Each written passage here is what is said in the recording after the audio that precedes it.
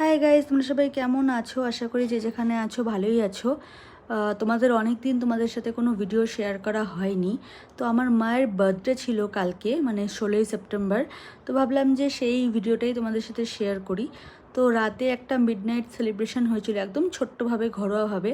কেন কি আমার মা খুব বেশি মানে বড় করে সেলিব্রেশন করা পছন্দ করে না, বড় কেক খেতে পছন্দ করে না, যেহেতু আমার মা মিষ্টি জাতীয় জিনিসটা একটু কমই পছন্দ করে। তো যাই হোক, আগে আমি প্রচণ্ড চকলেট কেক এসব খেতাম। এখন আমারও আস্তে আস্তে আর ভালো লাগে না। সে হেলথ কন্ডিশন হোক বা নিজের ইচ্ছাটাই হোক, সেই ক্রেভিংটা আর হয় না আইসক্রিম, কেক, পেস্ট্রি এসবের প্রতি। তো সেই জন্য আর সেরমভাবে বড় কেক আনা হয়নি। ওই ছোট বাটারস্কচ পেস্ট্রি দিয়ে আর হচ্ছে ফুল দিয়েই সামান্য ছোট করে হয়েছিল মিডনাইট সেলিব্রেশন। পরের দিন সকালবেলা ব্রেকফাস্টে লুচি বানিয়েছিলাম, আমিই বানিয়েছিলাম লুচি আর সাদা আলুর তরকারি। আর পায়েসও হয়েছিল, কিন্তু পায়েসের ভিডিওটা আমি তুলতে ভুলে গেছি। তো যাই হোক, তারপরে লাঞ্চে হয়েছিল একদম ঘরোয়াভাবে সিম্পল স্যালাড, ফ্রায়েড রাইস, মানে ভেজ ফ্রায়েড রাইস, আর সাথে চিলি চিকেনটা আমার খুব ভালো লাগে ঘরোয়াভাবে। আমি না বাইরের চিলি চিকেন খেতে পারি না, মানে আগের সেই টেস্টও নেই। আর মানে সেই খেতে সেই স্বাদটাও আমার লাগে না, মানে ভালো লাগে না আমার বাইরের চিলি চিকেনটা খেতে। ফ্রায়েড রাইস খাই, নুডলস খাই, বাট ওই চিলি চিকেনটা আমি ঘরে ঘরে রান্না করে খেতে ভালোবাসি। আমার ভালো লাগে, মানে একদম ঘরোয়াভাবে যে বাঙালি স্টাইলে যে চিলি চিকেনটা হয়, ওটা ভালো লাগে।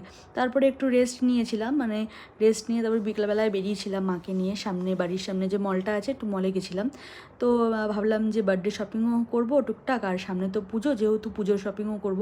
আর তোমরা জানিও যে তোমরা পুজোতে শপিং টপিং হলো কি না, কার কী প্ল্যান্স, পুজোতে কে কোথায় যাচ্ছ, মানে কোথাও বাইরে ঘুরতে যাচ্ছ কি না, বা পুজোতে নিজের জায়গাতে থাকো কি না, সব কিছু কমেন্টে লিখে জানিও। আর আমি তো পুজোর সময় সেরকমভাবে খুব একটা বেরাই না, নিজের পাড়াতেই থাকি, নিজের লোক্যালিটিতেই থাকি। কারণ আমার সেই আগের মতন ক্রেজটাও নেই আর এক্সাইটমেন্টও নেই। আর সেই মানে আমার মনে হয় যে আজ থেকে কিছু বছর আগেও পুজোটা একটা অন্যরকম ছিল। এখন যেন পুজো মানেই মানে প্রচণ্ড লোকের ভিড়, ওভার ক্রাউড।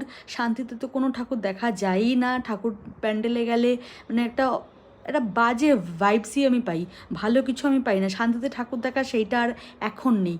তো যাই হোক, এই মলে গেছিলাম, আর মলে গিয়ে দেখলাম যে এখনও 15th আগস্টের সেলিব্রেশন মানে ডেকোরেশনটা রয়েছে, কিন্তু বারবিকিউ নেশনে গিয়ে দেখলাম যে না, ওখানে কিছুই নেই, ওখানে কোনো ডেকোরেশন নেই। কিন্তু জানি না কেন বাইরেটা কীরকম সাজিয়ে রেখেছে এখনও।